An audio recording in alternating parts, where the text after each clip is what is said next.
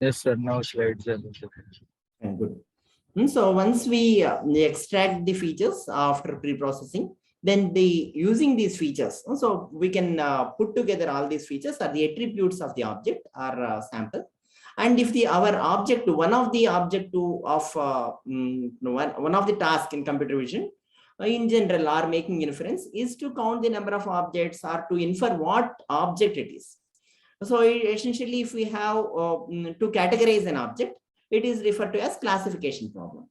So then what we do, there are some techniques, okay, to put these samples into one of the category. So we'll see some examples of it little later, but essentially this is one of the object two or one of the tasks in computer vision. So most of the task, as I mentioned, has all these steps. Just to have an overview of different courses which are somewhat closer to computer vision. So signal processing essentially starts with understanding a signal. It's more of understanding a signal from the as a sequence of numbers or sequence that has some information, and we want to extract the information of the system or process it in a way that we would like to infer better from that signal. So it has a set of tools and techniques to perform that processing better. So image processing essentially extends most of the signal processing techniques to 2 dimensions. Of course, it has again additional set of processing methods based on the difference in the nature of the signal or nature of the information or data it has. But the image, as I mentioned, the input is image and output is also an image. In computer vision, the primary objective is inference, not the processing an image alone. And hence, the input is an image or a video, but the output will be inference, okay, that we get from that processing. So, and in pattern recognition, so there is a field called pattern recognition. So it is very closely tied with computer vision. The reason being, in computer vision, to make the inference, what we need is to identify different patterns. Patterns may be of a particular object or shape, or maybe of interest in the kind of repetition of the same set of signal at different places. So such things are essentially dealt very well in pattern recognition. There are as like computer vision, even pattern recognition has several flavors. So it has initially syntactic pattern recognition. Initial phases of artificial intelligence essentially is more driven by rule-based methods and syntactic methods. So what kind of symbols and then rules can we use to perform, kind of bring in a little bit of intelligence was the initial investigation. And later it has gone into the other way of analyzing the information, since not just in a with the syntactic aspects or the symbolic aspects, but also with the quantitative and then statistical aspects. That's more statistical pattern recognition deals with. And machine learning essentially is also a possible solution for making inference task after feature extraction. Computer vision may majorly deal with the feature extraction stage.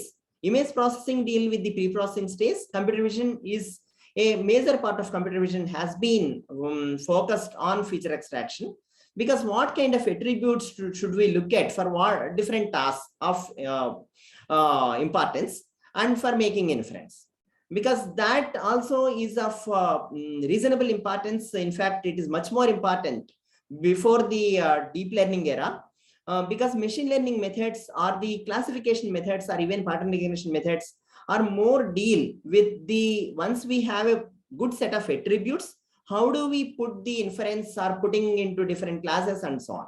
So machine learning pays a more stress on the learning aspect, or more driven by the learning aspects, in the sense that if you have more and more examples, or if you have some examples, from them, how do we learn? Okay, so or if we have different examples, how do we make a kind of learning from that set of examples to make the subsequent testing or subsequent inference easier possible. So it's bringing not just in a algorithmic way, but bringing also a kind of learning into the place is what is the main focus of machine learning. And then deep learning nowadays is trying to do a kind of blend of feature extraction and machine learning. So it also does learn from examples, but it tries to do a kind of deep layers of the either network or learning process. And it tries to learn from each of the layer and finally make from low level inference to high level inference in a sophisticated way. So that has good applications even in computer vision nowadays.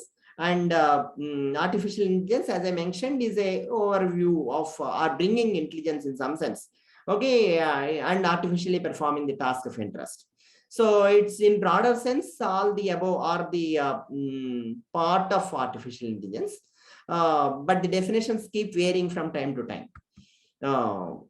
And there are some fields which are of very close to computer vision. To understand computer vision, in fact, in a deeper way, so there are different directions the researchers has taken. Because the image formation happens in a sensor or a imaging system, but it is also a physical phenomena wherein the physics of the scene is involved. So understanding the physics of the scene and then the intensity and the like the radiance or intensity values and so on, how do they reflect in the imaging system is also of importance. And then the designing the optics and imaging sensors are of importance. So those are essentially in computational aspects of the image processing, computational imaging and all are more focused towards this. And there is a processing aspect that is, there are several signal processing methods that are directly borrowed or very well used in the early developments of computer vision and image processing. And then subsequently, for making inference, we also rely on human biological vision and then the learning from the human brain. So those comes under, say, neurobiology and then machine learning kind of things. And of course, the kind of we want to attribute intelligence in terms of processing or in terms of inference. And the artificial intelligence in general is also part of it. Of course, we use most of the computer vision methods are heavily driven by the mathematical developments, especially the earlier developments and the mid-level developments of computer vision methods are very well backed up by the geometry and then statistics of the mathematics. Nowadays, it is well driven by optimization. So essentially, the course encompasses 9 modules, and we start with the overview of overview as we started now, and we will have a couple of lectures on image processing. So we will see the basic level processing, and then subsequently we will see frequency domain processing. But however, we will also see based on the scenario there, we can also see, because frequency domain processing may not be familiar to all students at same stage or same background. So we'll see if you would like to directly discuss it here or we discuss at the later stage. So we can directly move on to the feature extraction. And then we see, as I discussed, there is a good amount of research that has gone into the feature extraction stage of computer vision. After that, we will move on to the understanding a little bit of classification and inference from the learning methods. And then we will see in computer vision, different computer vision applications and methods, how are they developed. So we will see conventional background for each of these things, starting from detection, recognition, tracking, and so on. So these are the historically very... Hello, sir. Yeah, hi. Sir, will we go for coding of these like detection, like Har cascade or these things? Yes, yes. So there will be some programming assignments. We are assuming that I will directly move on after the slides to the course evaluation slide and conclude the class. So there we have actually many programming assignments as well as mini projects. So typically we will go for some of them in coding, say some of them from scratch with some skeleton codes. Some of them you can leverage from the existing codes and do in mini projects. So it's like that.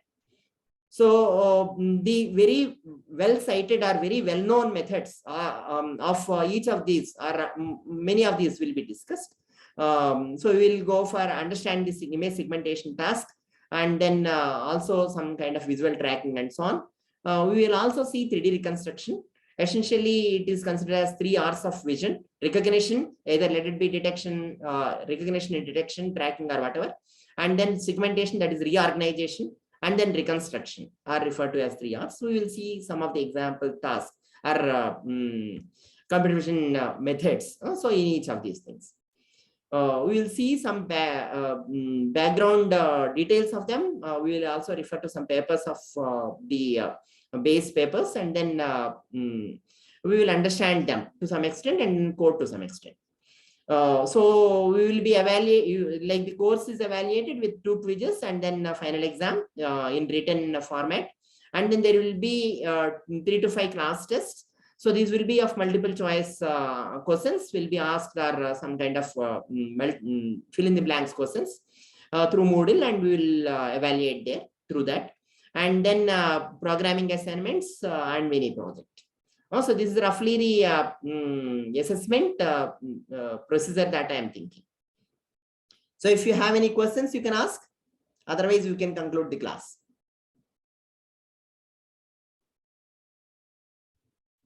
So is this evaluation breakup fine?